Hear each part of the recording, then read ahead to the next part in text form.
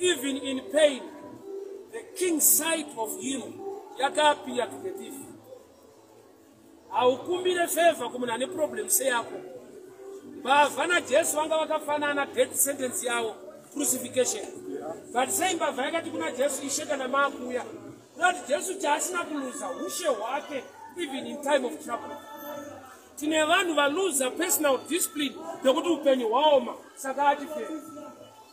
Integrity yese yaenda is so corrupt nokuti things are not okay. Favor yaungazviitire muupenyu ndeyekuti Mwari ndibatsirei. No matter mamiriro akaita the environment, help me to live a disciplined life, attract a blessing and favor. Masoja anga ari pacross, Jesu achinonererwa akataura kati zvokwadi uyu aiva mwana waMwari. Even in dying mukufa kwake haana kuluza integrity yake semwana waMwari. Why? Nokuti akaramba aine language yeforgiveness iye achibayiwa nemapfumo. Baba varegerera hapana chavanoziva. Achiri muprocess yekuregerera vachimupfira mate. Haana kuluza umwari hwake nenyasha dziri maari nekuda kwekuti aiva so focused and disciplined concerning the kingdom. Mwari wakaita munana shodhanya haana kudyiwa neshumba. That's true. Kana iye akataura wari. So the Lord has sent his angels to shut the mouth of the lions. But the other side of Daniel, he was disciplined in a foreign land. Waita ma prayers 3 times a day facing Jerusalem. Akapiwa opportunity yekudya nyama mpalace mamambo akaramba for 10 days. Saka paanopinda mugombare shumba, nature yake ye fasting yaka affected the appetite of the lions. Shauri is the law of attraction. Zvichiitika kwauri asiye kuti vanhu vakakumaka zvauri zvinoshedza type yezvinhu izvozvo.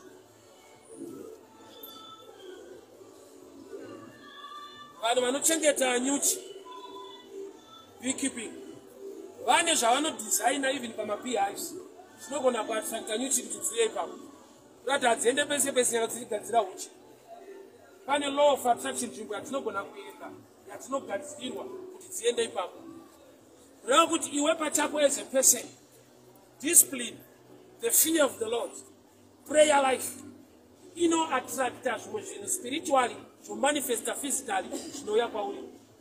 Ndine zvandinogona kukumbira, ndine zvekuti ndisina kukumbira zvinofanirwa kuuya inonzi law of attraction. Nyika ine malaws ayo, law of gravity chaina mudenga chinodzika. Kana ukataura zvaunotaura kana ukati hachifanira kudzika kana ukadeclare chinodzika. Ilaw iripo inoraramika. So spiritually there are laws. Kune zvekuti ukasava alright, I'll give you a picture. Ukaenda kun'anga. N'anga ine mapfekero ayo. Un'anga it's a spiritual thing. But physically, kune dressing yaunotoziva kuti vasekuru vacho vanoshandira. Pane kuti wasvika ona mapfekero munoudza kuti ndini sekuru wacho unoshadza kuvharana panapa. Why? Because pane attraction iri muphysical realm inoconnecta the spiritual inobata ipapo.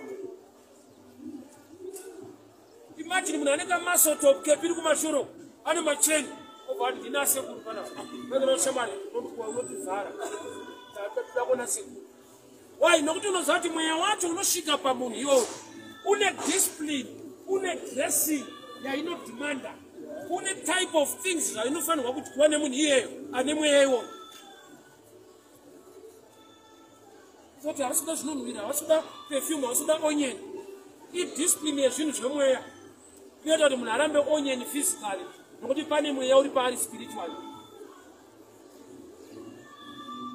Akazviita chii chinoitika handizive, but discipline iyoyo anoimaintaina. Saka toona kuti nyaya hombe ndeyekuti munhu ave naKristu. Kana Kristu ava mauri, ndiye anokupa a lifestyle inofadza Baba. Ndizvo zvaunenge kuti siya zvakati, hakutotamba newe. Kurevesa chaiko, ukawana Jesu, ndiye anokupa simba rekusiya izvozvo. I'll repeat this, I always tell people. Maybe ndisi takaita mistake vashumiri patakati munhu kutendeuka kusiya zvakaipa. That's wrong. Kutendeuka hakusi zvakaipa. Kutendeuka kutendeukira kuna Jesu ane simba rinosiyisa zvakaipa. Why? Because chakaipa chine spiritual power. Wese anoita zvakaipa haadi. Sangana nebavha mutauro nomuti Hesitotsi anokunova mbama. Vatatopinda kuzoba. Haadi. Ure charo kuti Hesi chifeve munoshupana. Haadi. Vatanenge akamira murodhi. Pamuti Hesi ure anotoboekana. Haadi. Vatanozviita. Why? It's spirit. It's a spiritual push in man. Saka munhu yao ukamutisiya uye kuzonamata hauna kumuparidzira wamupa warning. Kumuparidzira kumuti uya unamate Mwari vane simba rekuti usiye vakupe simba racho. Kana munhu akatarisa ukakabata tauro ndikamuti tendeuka anongotendeuka dai so.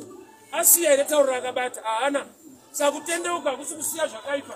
Kutendeuka kuuya kuna Kristu ane simba rekuti siya zvakaipa. Asona munhu nekuda kwekuti takaputsa maparidziro ndosaka kwane vanhu vasiri kunamata vari kutaura vachiti handidi kunyengedza Mwari nedzandotamba idzi handichauya kana ndaa right. Ukatoita right usauye. Why? Nokuti ukaona uchizvigona wega hapana nidhi yekunamata. Ukatoona uchirega zvakaipa usina Jesu watoumwe Jesu. Kozi iye akauya nesimba rekuti uregere iwe usati wasangana naye wakutorega wega. Ndoda ndokutya kuti dzakaoma dzinenge inini. Dzine power rekukunda zvakaipa. Statement iyo inoita sekunge munhu ari disciplined, kunge munhu shuwa ari kurevesa kuti handidi kunyengedza Mwari, handidi kuenda kuchechi nezvinhu zvandoita, handidi kunyengedza Mwari. Kuchechi haisi nzvimbo inouya vanhu vari right, inzvimbo inouya vanhu kuti vaitwe right. Kunoenda kuchipatara ungati kana ndapora ndozoenda. Enda uchirwara wakupe mushonga unoporesa. Saka tine wrong picture maybe in preaching. Siya zvakaipa munamate, siya zvakaipa munamate. That's wrong. Uyai munamate Mwari anosiyisa zvakaipa. Why? Nokuti ndikakuti siya zvakaipa unamate uchasiya in my sight mukunyara inini. But spiritually zvinokupusha, zvinokupa system yekuti unongoitawo kana wabuda muchechi. Vazhinji havana kusiya vakambomira. Why? Because vakanzwa kunzi vasiye iyo havana kunzi uyai kuna Jesu anosiyisa. Saka chechi inozara 3/4 yevanyengeri vakaudzwa kunzi siyai. Havana kunzi gamuchirai Jesu ane simba racho, vakanzi siyai muuye. Saka zvinoita munhu anzisiya nekunyara kuti akupinda chechi ahaaite in the presence of the pastor. Akabuda unoita. Because haana kupiwa simba rekusiya, akapiwa warning. Vhangeri haisi warning, empowerment. Indaenda kubhawa kai. Mubhawa nenge vakatoisa maposta mastika akanzi be faithful to your partner. Zviriko vati kungonyora kamwe. Tende vatobata 2 vangu ndakazembera posta racho ko zvine basa rero. Hazvisungise vanonyora vhasiya zvakadaro. Haisi empowerment ioni. That's the picture of Old Testament and New Testament. Old Testament in a warning, do not do this, do not kill, do not do this, do not do this. Vanhu vakaramba vachiita. Why? Because warning haisi empowerment. Zviziviso. Saite chakati. Unoita zvichitaurwa. Why? Because mauri munyama yako mune mweya unopusha kutiita. Saka chaunoda chii? Jesu manje. Saka New Testament haisi kunzi siya zvakati, do not do this. Inongodzi gamuchira Jesu sachauye muponesi. Iye kana amauri, he empowers you. Unenge munhu akunzi chiweka maths wopiwa calculator no New Testament.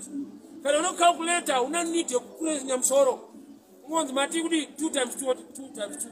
Iyo ndo inozvikwenyeka musoro yokupa 4. So Jesu atakapiwa calculator. Chaidiwa kuold nekunyu zvakafanana. To be holy. But the Old Testament waitaya wega to be holy. Ende munhu ndokubva akundikana. Mwari ndokubva vatipa Kristu. Wokuti kana tamutenda matiri, it becomes our nature. Kana ya nature yako, ya lifestyle yako, hazvina effort yakanyanya. Hakuna mwana wefish anoita manotsi eswimming. Kungoberekwa wakutoenda side rawaenda ndiroro. Inature yako ndo zvenyu. Sashoko richiri chakaberekwa naMwari nemweya waMwari chinokunda nyika. Why? Because chinenge chakatakura umwari hwacho. Ukatoya munhu panapa achitipaoni musoro kune varume vari kufamba vachidhepa vachimitisa. Varume vari panapa hasi waridzi message iyoyo. Because nekuti ndiri murume handimitisi.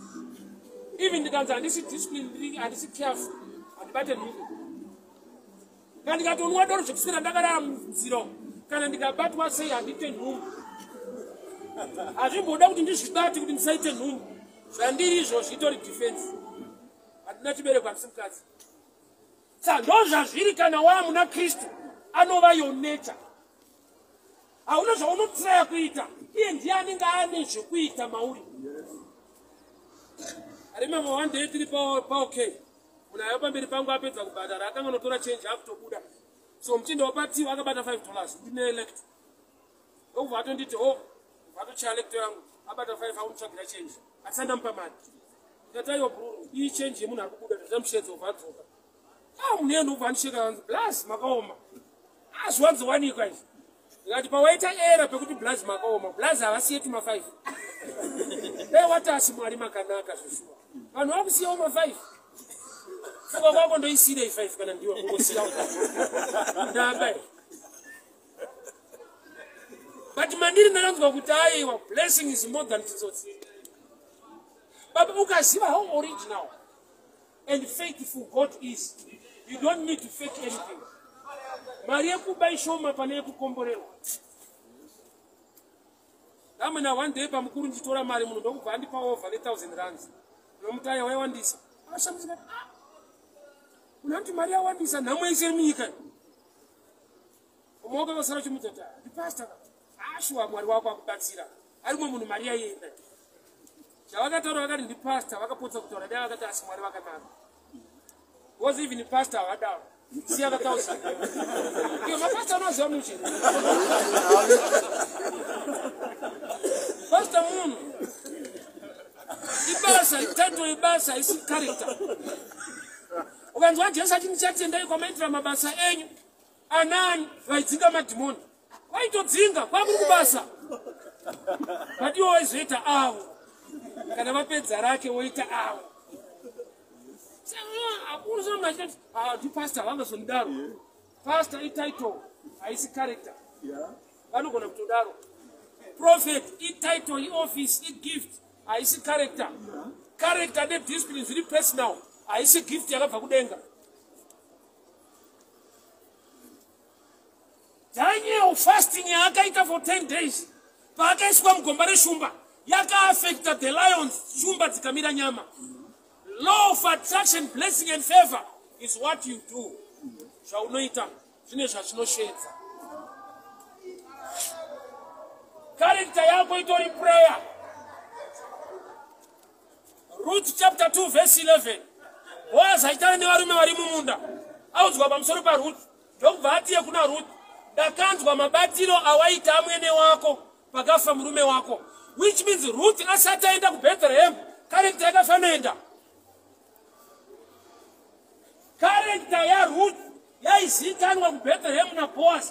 Ndo zvakapa Boaz kumirira mvana achisiya vasikana varipo.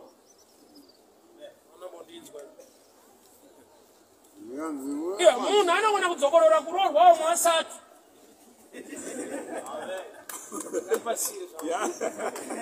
Unenge muchatopopota kuti maakudzokorora tiripo chinoita. Ruth akamboroorwawo auya kuBethlehem ndokubva aroorwa futi. Usati kuBethlehem hakuna vasikana. Kune chakabata moyo waBoaz, kwete beauty. Why? Because akauya machira Boaz usiku kumunda. Chakabata Boaz ichi Ruth 2 verse 11. That's the secret yes success ya Ruth. Zanzi kudi Ruth 2:11. Ndakanzwa mabatiro awaita amwene wako pakafa murume wako. Nokuti vazhinji kana zvinhu zvaunotrasta zvafa you become bitter. Kana murume afa amwene unovaverengerei. But ndakanzwa mabatiro awaita amwene wako pakafa murume wako. Kurati pama trying and testing times you remained somebody disciplined and faithful. Saka ndo zvakaita Boaz kuti kana ndanonoka kuroora pane mvana ndakamirira ile hunhu hwakanaka. Samumwe akangowambana asina hunhu futi. Ane rafu. Ari kurwadziwa nefirst marriage wese murume waona igandanga. Haachanyemwerera irafu chete kuti kudii kwacho. Une mukana wokuroorwa futi. But pakutoda kutonyemwerera varipo. Kwete kugumbuka neakaenda. Ndo yakava challenge. Judah and Tamar, Genesis 38. Tamar aipfeka hembe dzeushirikadzi. Akafirwa nemurume. Sika ndobva yati fanopfeka dzeushirikadzi. Ndokubva nguva yafamba. Wai kupfeka dzeushirikadzi kupfekera akaenda. Iwe wasara. Yetu nemukana kuda kuroorwa futi. But hauchapfeka zvinoattracta varipo. Unopfeka zvine chekuita neakaenda kwete anofanirwa kuuya. Chakachinja life yaTamar Genesis 38. Paakanzwa kuti atezvera vake Judha vari kundoveura makwai.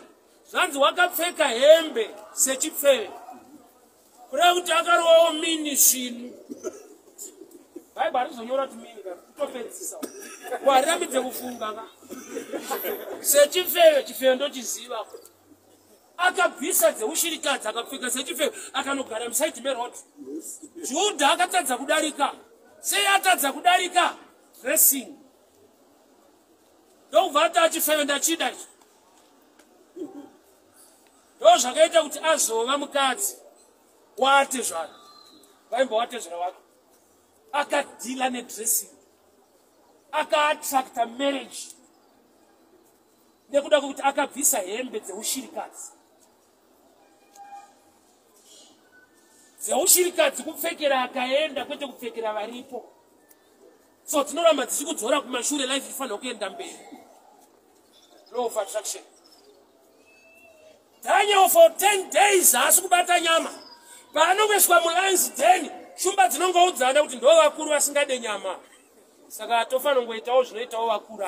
Kana pazouya vanoda nyama toitawo zvenyama. Ende shuwa Daniel achibuda kwakapinda type yaidya nyama ikanyatsoruwawo zvakanaka. Unogona kusheedza zvinhu nekuda kwehunhu hwako kwete minamato. Zvauri zvine zvazvinosheedza. Ndambotaura ndichitanga. Ngati ukaona chigure chichipfuura mulocation chichiterwa nevana vadiki ndo zvazvinoreva. Chigure hasi mwana mudhara. Sei asingaterwa nemamwe madhara. Chinozora madhaga. Vana vanotamba nemadhaga. Saka vana vanongoona kuti mumwe wedu. Wonyepera kuita ndebvu vafana. Zvimwe zviri kuuya pauri imbosecha kuti hausina uri kukonzera here. Usati wati vanhu vari kukutumira mamhepo. Sei zvichibata. Zambonzwa vamwe vati mushonga unobata pane chironda. Unoshaya chironda chacho unonetsa kuti ubate. So sometimes your character ndo chironda chacho. Zvese zvauri kuda kuita zviri kubata pauri. Ndokuda kuti already pauri wakagadzira a platform yekuti zviitike saizvozvo. Iva nelanguage inororesa. Oda kuroorwa, discipline muromo wako. Taurawo zvine hunhu zvingayemurike zvingagamuchirike musha mevanhu. Wadi, unosiiwa. Kumboisa wadi pasaidi, maswera here. Unobveipo. Amo tati nemwe wanda tipo, iko kudzika maimari. Azvibhadharwe. Ndakanzwa mabatiro awakaita amwene wako pakafa murume wako. Saka Ruth asati auya kuBethlehem chakatanga kuuya in character. In hard and trying times. We are living such times, hard and trying times. May God help you and help us to the discipline. Izvozvi munhu anoda kuti akubatsire ane nyaya yaakatonzwa. Saka uchiona kuti paunozosvika kwaari anokuudza kuti time taticharonga, next year haticharonga. Haachagona kukuudza kuti hazviite. Why? Nokuti kune hunhu hwakatungamira kudhara. Akato vanhu pane vaakanzwa achitaura nezvakuti ndiye muda kubatsira uyu hamusoti ndiye akaita izvi. Ndiye anoita nezvizvi. Onzo asarega timbomira. Kuti Mwari ndavanhu achingondikanganwa so. Une hunhu hwekuti ukatungamira kuBethlehem, Boazi anoshedzera kuti hapana chikumirira bheta kutorora hazvina basa zvikuya. Ruth 2 verse 11 is very dangerous statement. Ndakanzwa mabatiro awaita amwene wako. Izvozvi mabatiro ari kuita vamwe vanhu. Pane kwazviri kurejestwa zvichionekwa. Zvinokublokera imwe favor kufuture. Zviri I must tell people example how I came into town. Mawira andakaita muguta ndeyekuti varungu vaitamba gofu mazuva kuti tiri makeri tiriko. Mumwe munhu ndobvaponjerwa nemota yake ndobva ndambatsira kuchinja vhiri. Shamwari dzangu dzakaramba kuti akabhadhare kamugara. Ati ndinobata mhenu dzauya. Ini ndikasara ndikambatsira kuchinja vhiri akandipa business card. Ndazomufonera after 2-3 months and I was looking for you. I opened a company kuna Coventry Workington. Uya ushande. Ndauya ndikafuna ndikupika reordinary. Ndakati manager wakomana pana kwa chikora hapana. Sando wakapasa vhiri, pa wakachinja vhiri wakachinja life yako. Yengi baba pane chandakabhadharwa. Pfungwa yako iri money centered in everything. Amandoane ndopiwe hazina basa kushande mahara fire mahara. Chino chinonzi marketing chinotoita kuti uburitse ma resources kuti uzowana zvinhu in the future. Munhu ari business. Pane panoenda kwehupenyu. Aina nebezera program nokuda kuti vanoisengo ndishedzoka mbezera kublessed. Aiwa. Saka ndipecho uchishoma ema views nevanhu vakaona program. Vatoattract to Bible.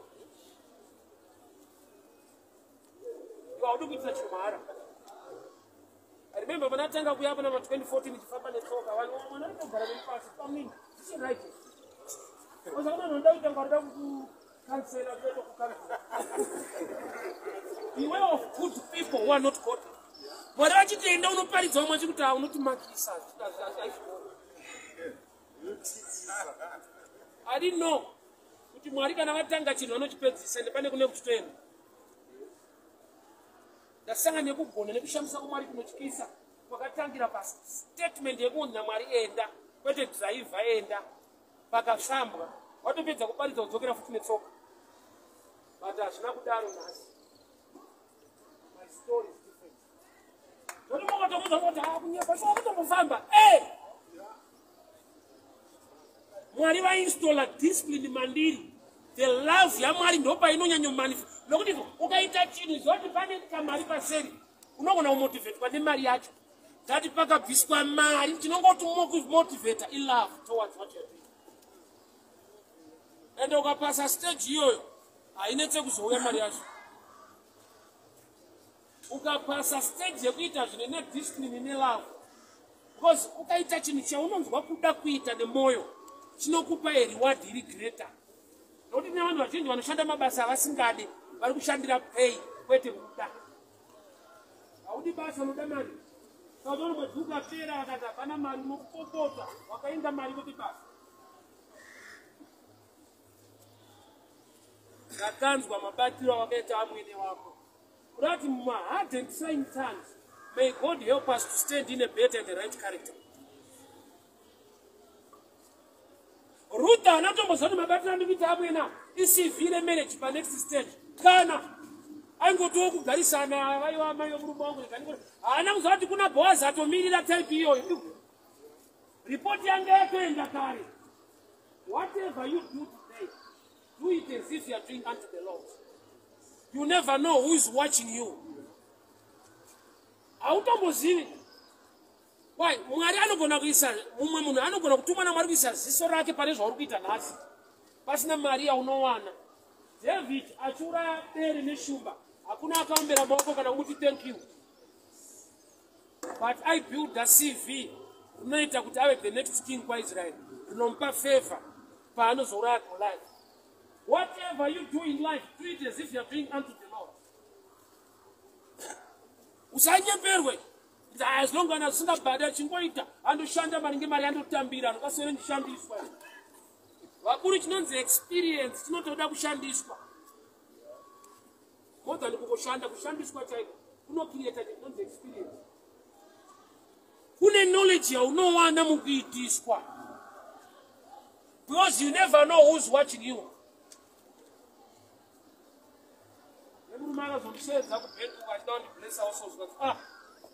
I've been following you on Facebook. I'm going to watch online. So I'm going to buy you a car. Right? So I didn't think of something to buy very well. Mwari vandisori munhu anoona kuti ndionero sota tsama. Oti kana vanhu vachaombere kana kusaita sei vanozvaro kuti kana basa razvitoenda. Yesu akaberekerwa mudanga. Zvipo zvakauya igold. Place ine gold rako iplace revelation. Unogona kutsvaga gold kumaini ukarishaya but ukaenda mudanga rakaberekerwa Jesu kune mawise men anouya negold racho. Pane gold rako panotoda deeper revelation. Usaite zvinoitwa nemunhu wese, ita zvaunofanirwa kuita. Kureva kuti unofanira kunzwa Mwari kuti ndoitei. Pane blessing nefavor yako pakavanzika zvokuti unotoda Mwari kuti akupemese mweya. Ruth, ndanzwa mabatiro akaita mwene wako pakafa murume wako. Ndiani ari kudaro Boaz? Boaz akambouya here kuMoab? Hahana. Iripoti yaibva kuMoab ichienda kuBethlehem kumhene kunoudza mhene kuti kune mvana iriko but ine discipline. Akaignora vasikana vese vari mumunda achimirira mvana. Ukangova mvana wakuita. Enough. Because first marriage yakakuwadza straight. Murume wese iganda angasira. Usajaje vaunoona nhasi nevawakaona nezuva. Ndakura tine wrong pictures isusu. Ndakura zvizonza mutera ncheka nebanga. Ana vakakura nzvanangwa cheke. Twanda banga ncheka nebanga. Saka unongone picture so yekuti vanhu vasina kuita research yakakwana. Kune vamwe vari boy koko. Yesu paanoti kuna good Samaritan. Samaritans were not treated as good people. They were treated as dogs. Masamaria vaitorwa sembwa. Saka Jesu paanoti muSamaria akanaka, ari kungoti imimi muchionana sembwa sevanhu vasina basa. Mwari ane vanhu vaanoona pakati pevanhu ivavo vari right.